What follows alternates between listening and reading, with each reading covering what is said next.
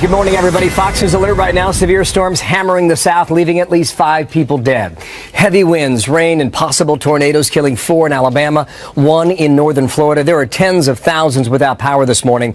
And that threat is not over as the storm continues on the march. More on this in moments inside of America's Newsroom. First, though, President-elect Donald Trump beginning the new year, taking on GM moments ago and promising big news on the alleged Russian hacks. It's a big morning of news. Hope you had a great holiday.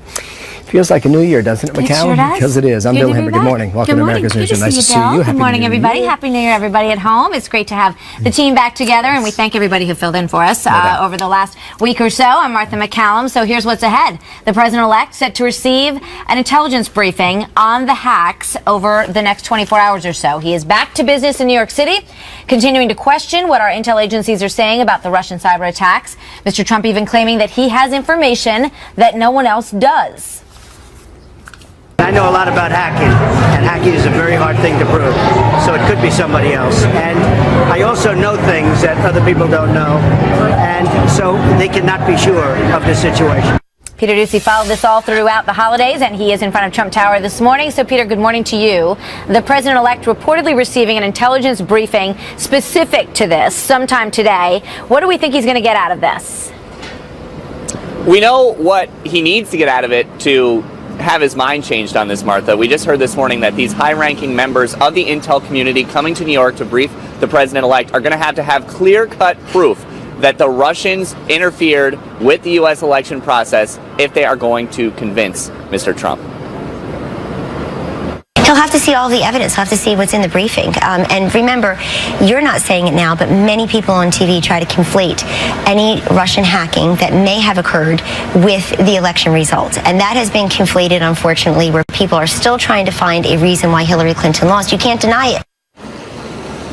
And adding, kind of muddying the water a little bit more, I should say, in an interview with Sean Hannity, Julian Assange says that Russia are not the ones who gave WikiLeaks DNC emails or John Podesta emails, which obviously conflicts with what the Obama administration said over the holiday.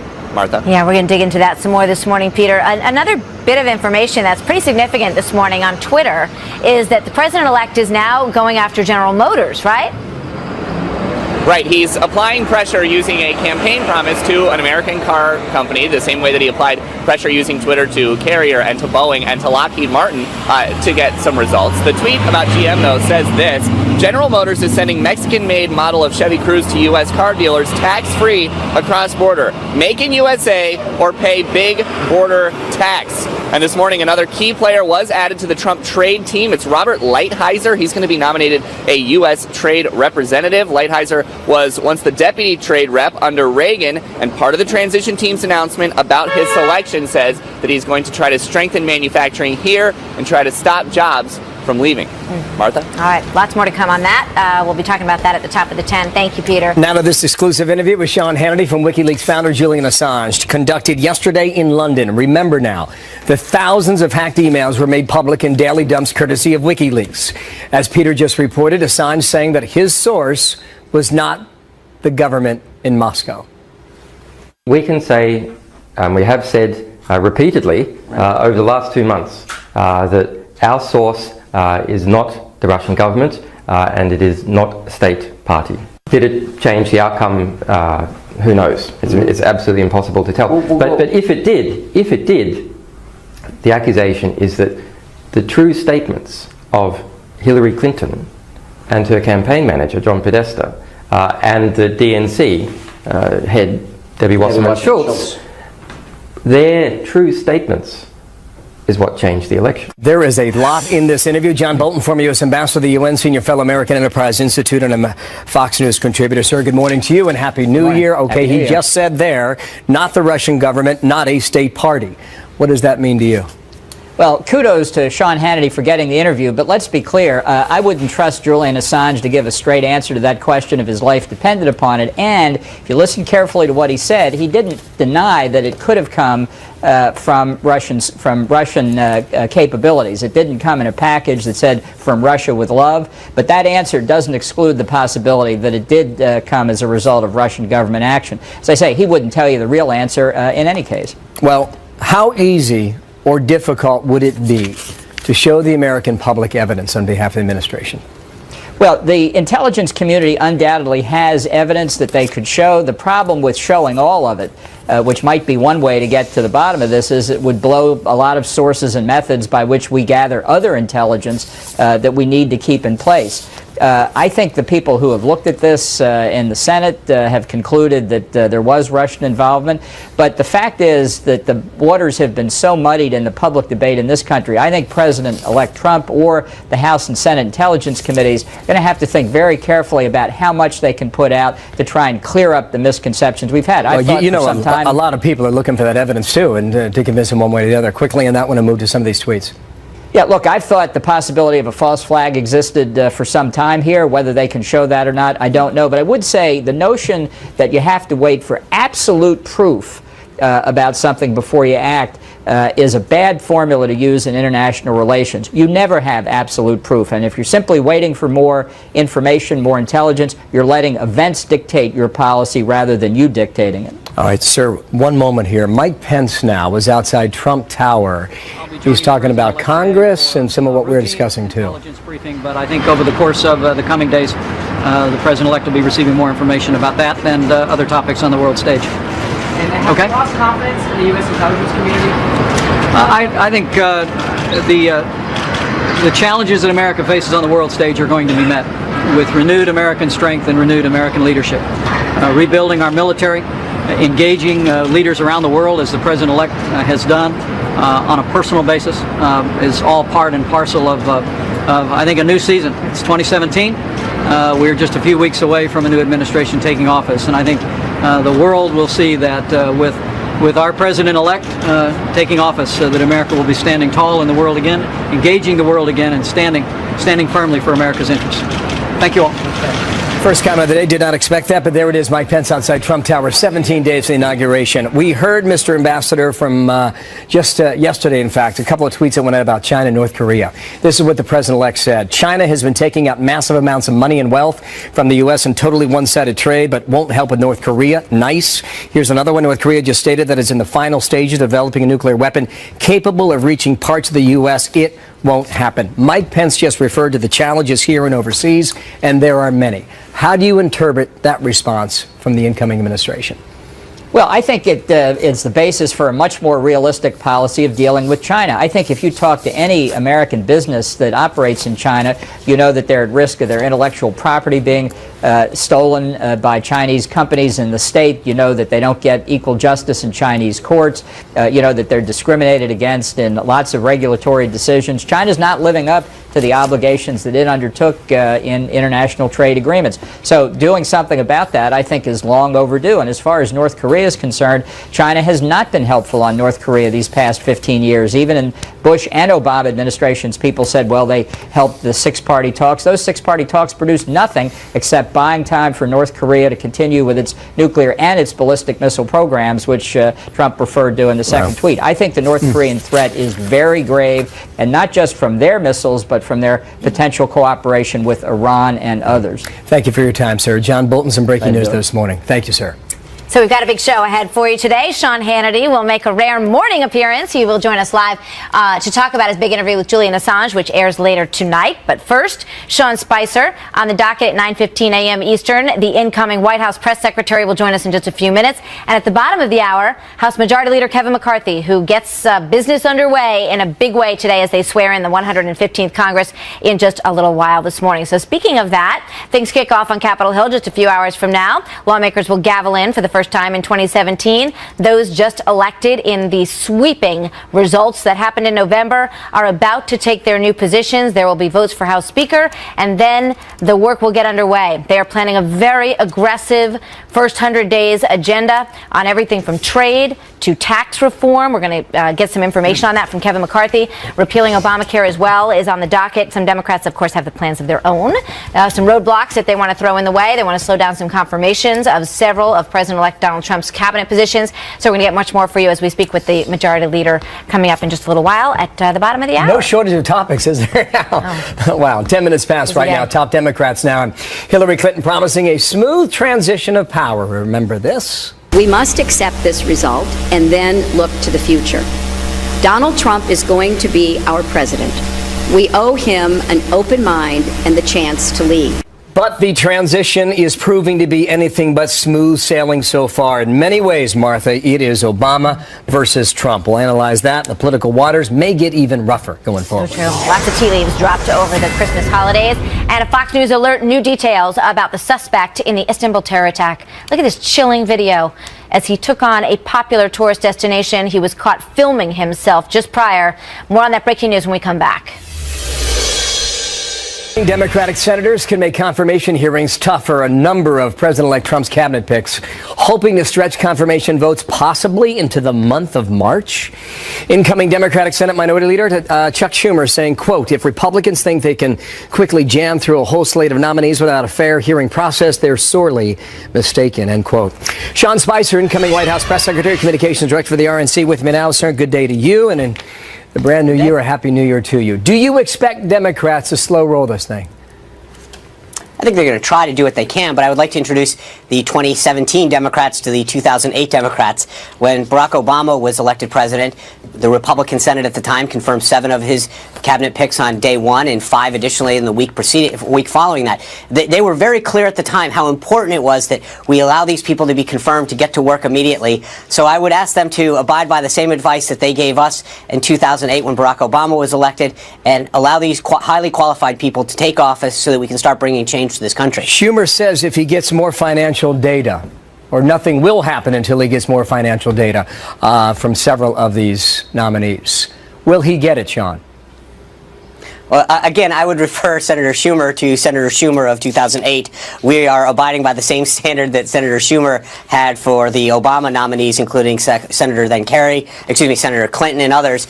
He seems to want to change the rules because his party didn't win. But I think we will continue to abide by the rules that Senator Schumer and Reid had no problem with in 2008 when then President Obama was elected. Julian Assange did an interview with Sean Hannity. I want to move to that right now, okay?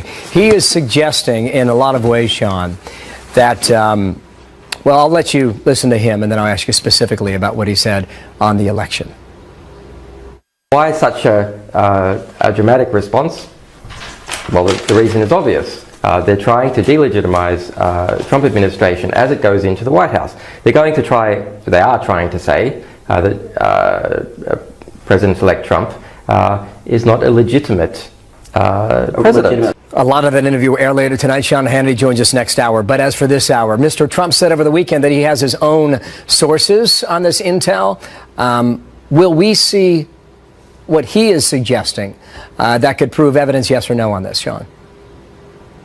Well, the president-elect gets briefed by the members of the intelligence community on a daily basis to ensure he's up to speed. So he can't necessarily reveal everything that he is privy to because it is classified, but he is given that access to that information and those sources and methods of what's happening. I think it could settle his argument to go public, Sean.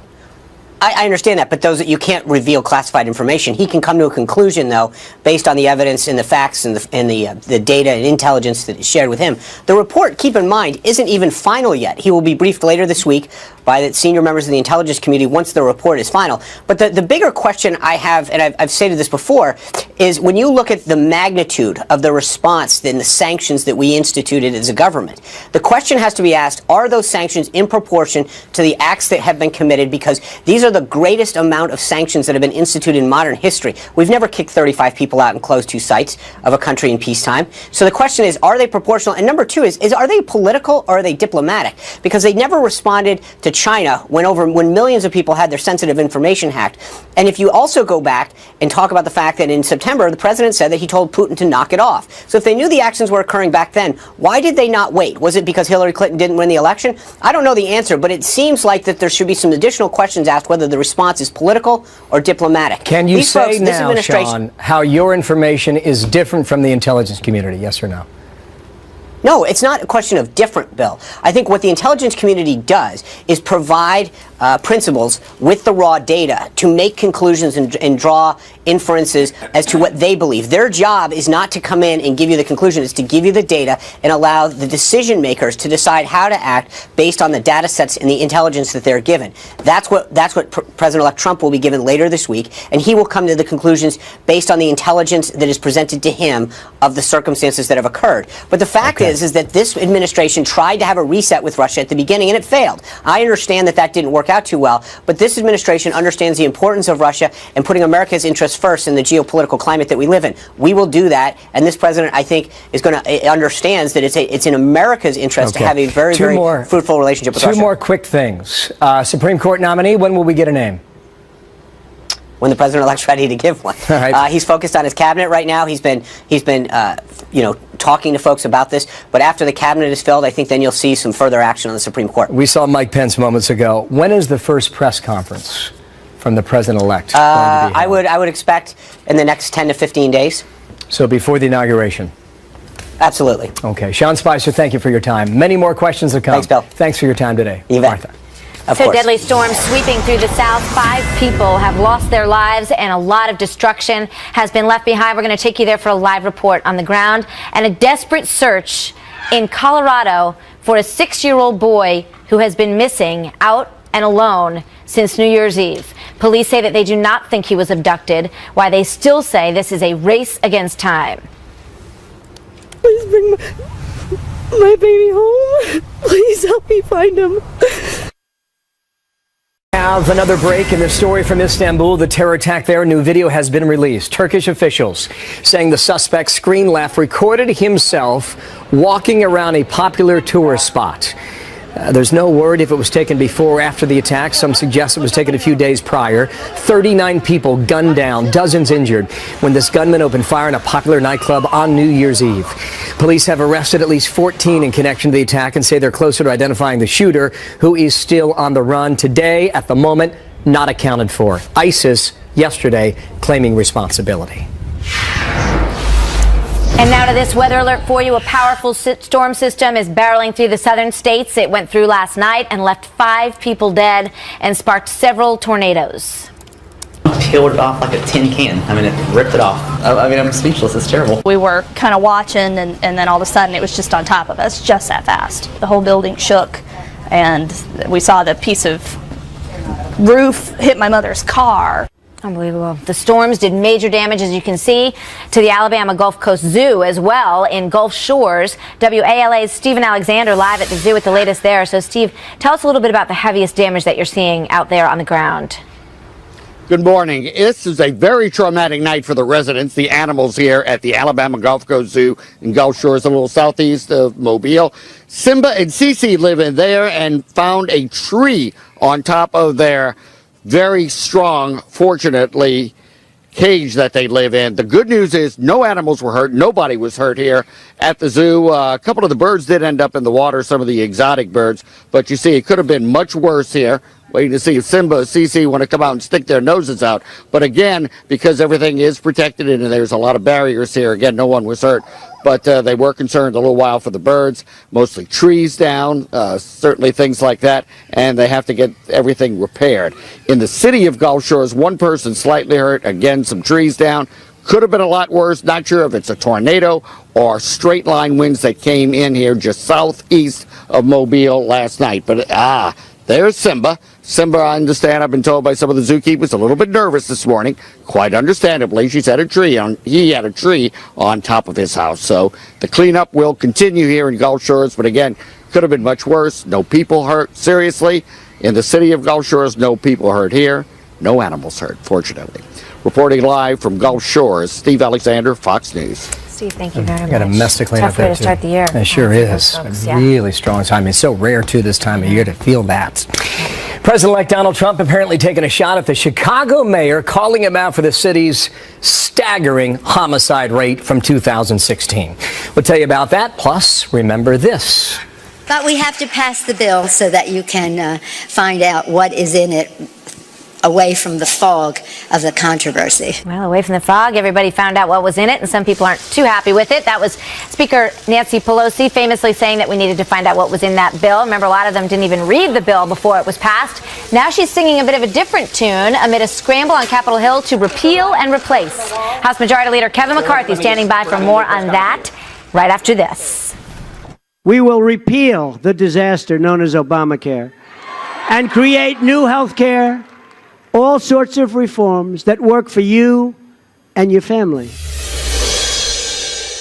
We now have a reaction from GM. General Motors now responding to President-elect Trump's tweet a bit earlier today. Earlier, Mr. Trump threatened a border tax on the company making its Chevy Cruze vehicle in Mexico, then sending it back to the U.S.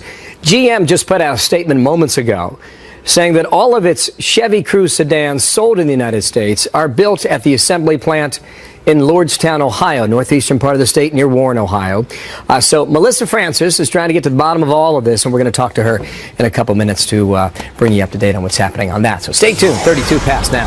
In the meantime, Congress getting back to work today, and they've got a full plate from Obamacare to tax reform and the confirmation hearings, which could get a little sticky. New members will be sworn in today. You remember the results of the November election? It's going to look like this. 52 Republicans in the Senate, and we'll take a look at the House as well. They get to work as they get sworn in today. There's a look at the House, 241 Republicans, 218 in the majority. President-elect Donald Trump also ready to tackle the agenda that he has laid out, tweeting this morning, quote, "People must remember that Obamacare just doesn't work and it's not affordable. 116% increases in Arizona. Bill Clinton called it, quote, crazy," says the president-elect, joined now by House Majority Leader Kevin McCarthy. Happy New Year to you, sir. Good to have you with us today.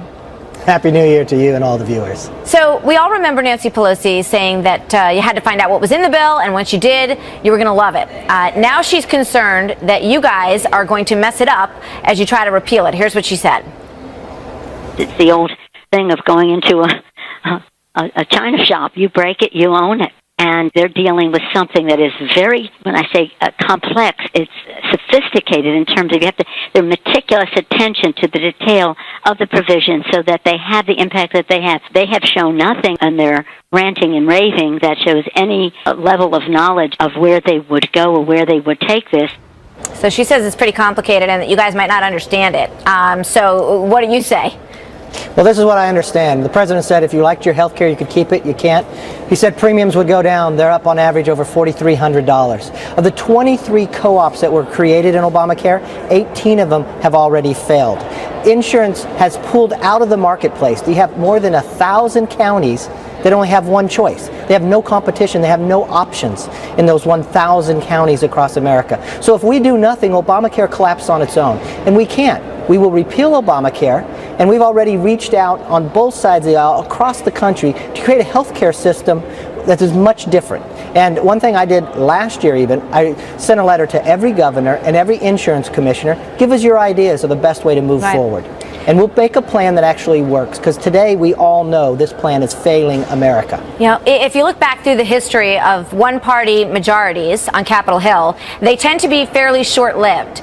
So there's a lot of pressure on you as leader to get things done and to do it effectively. You've got 19 million people who now have health care insurance who didn't have it before. It's very easy to envision a 2018 election where people say that, you know, you guys took their health care away.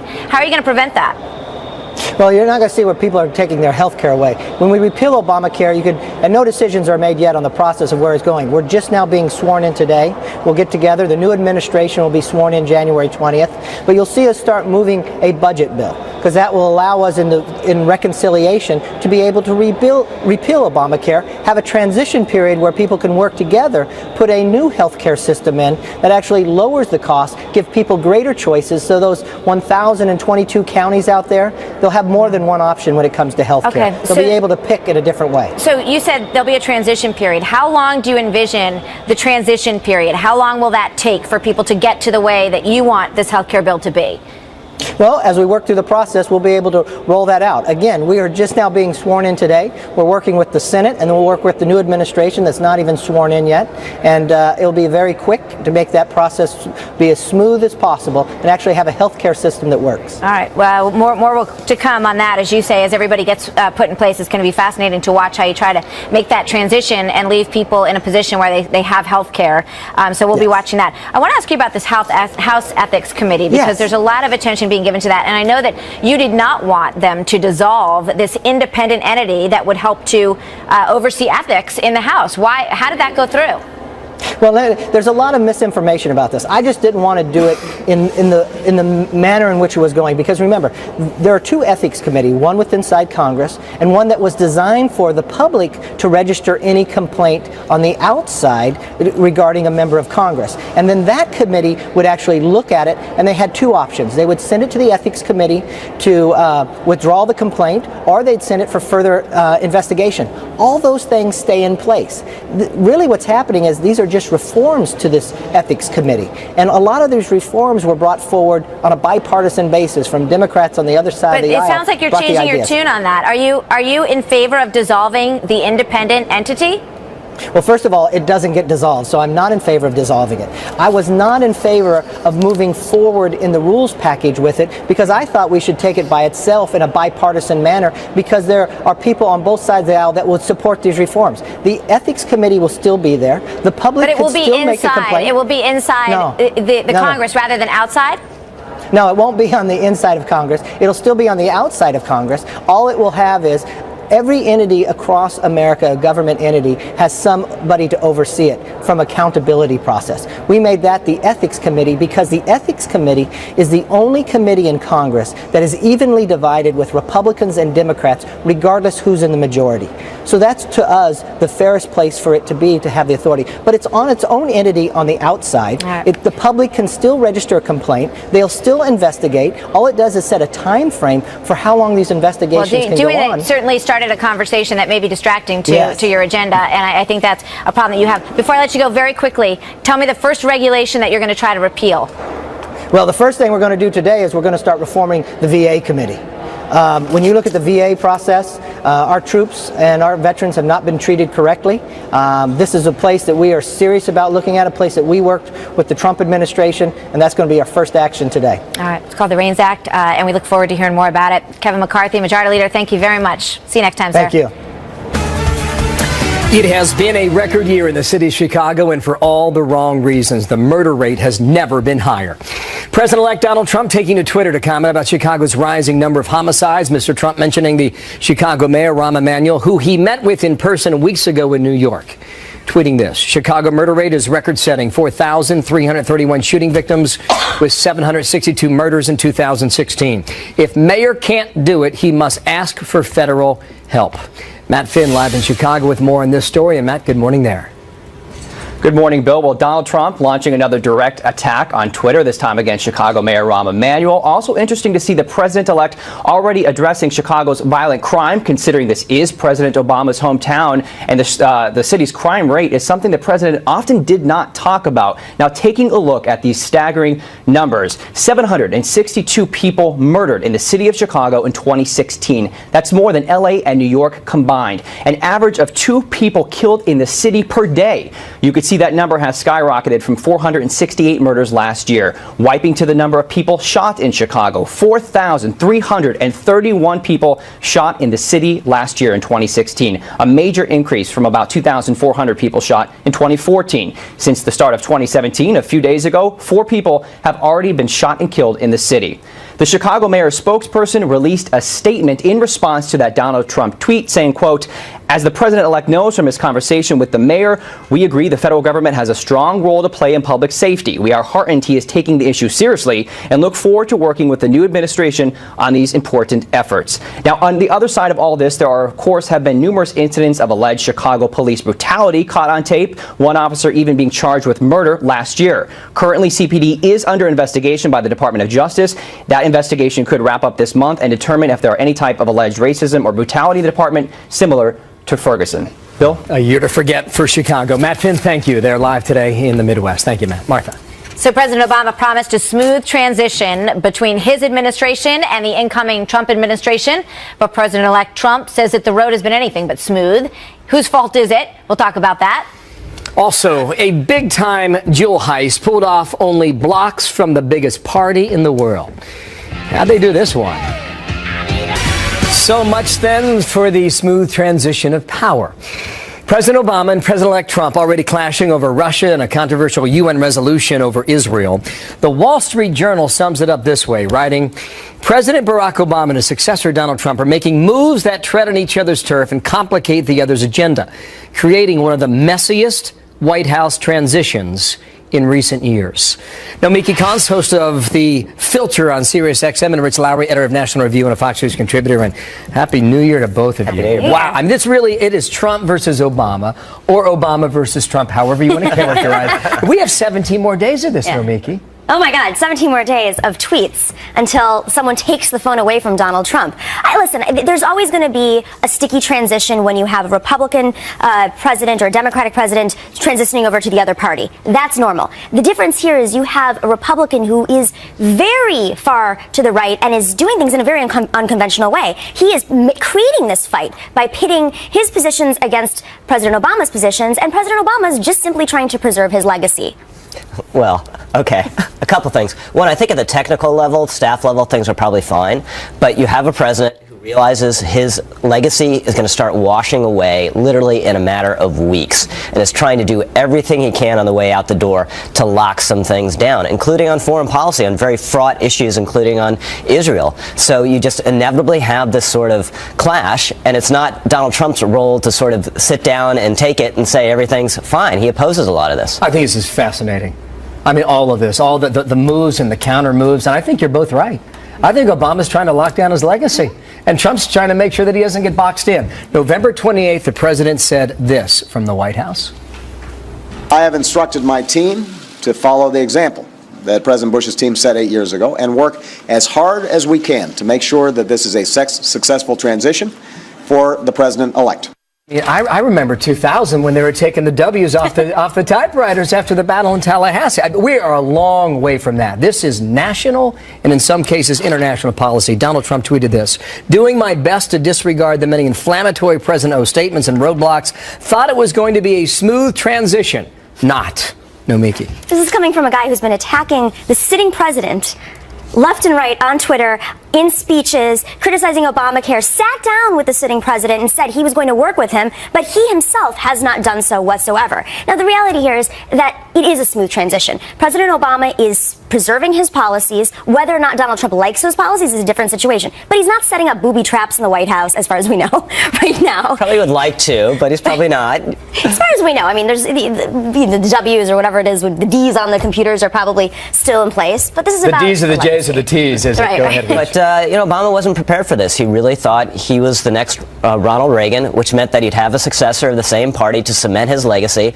That didn't happen. I think he was as shocked as anyone, and it's all going to wash away. Starting with Obamacare. Well, not all, but a lot of it. His signature initiative, Obamacare, will be partially repealed within weeks. I don't agree with that. And that's really hard to take. I think that's a risk for Republicans, though, don't you? But this is part of the reason why the president is making the moves that he's making.